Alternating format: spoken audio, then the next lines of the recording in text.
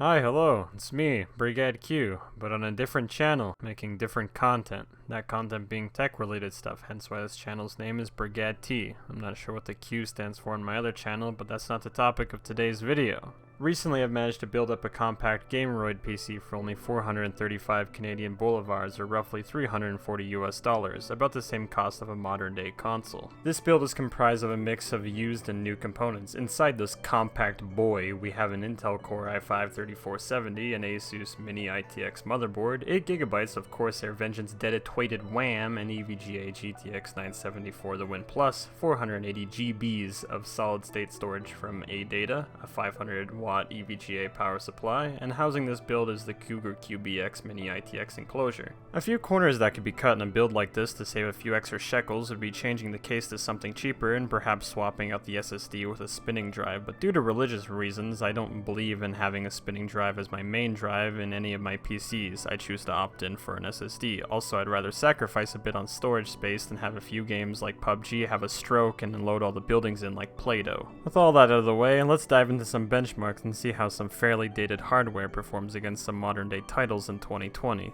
Testing methodology will be in the description down below. All games benchmarked were tested and played at 1080p resolution. Up first, we're testing PUBG, a game that has received optimizations over the last few years but still manages to challenge older hardware. The PC managed a respectable 92.4 FPS on average with 1% lows of 43.7 FPS on the high preset. Not much stuttering to report on except when you're dropping from the plane, but that's just a matter of poor game optimization that's plagued all hardware since this game's inception.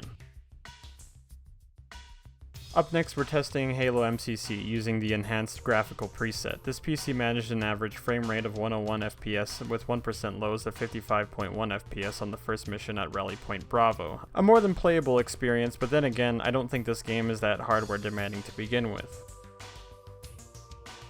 Up next, we're testing CSGO, a heavily CPU-bound title that leverages more of the single-core performance of any PC than the GPU itself. This PC managed an average of 175.2 FPS with 1% lows of 92.7 FPS on the auto-high preset, a more than playable frame rate for aspiring silver players with high refresh rate monitors.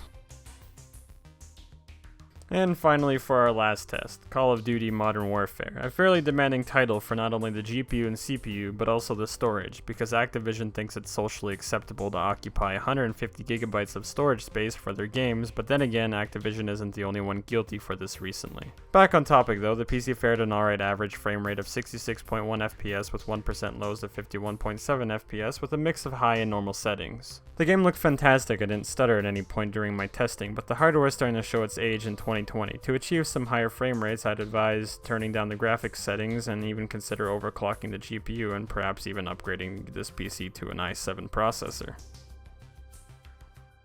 So in conclusion, should you build a PC like this in current year? Well, that all depends on the price you manage to get these older components for. This PC is still sufficient for most modern esports titles as shown in the benchmarks, but as seen it will start to struggle in later titles like Modern Warfare and Red Dead Redemption 2. You could theoretically build a PC with all new parts at the same price point, but you wouldn't get the same level of performance, so the question you have to ask yourself is, do you want better performance now or have less performance now and have a much greater upgrade path in the future? But as stated, if you grab older hardware for a great price, then there's still an argument to be made for going the route of used hardware. Anyway, that's it for today. Not sure if I'll be making more tech-related videos in the future. This was just a mere social experiment and I had some free time to burn.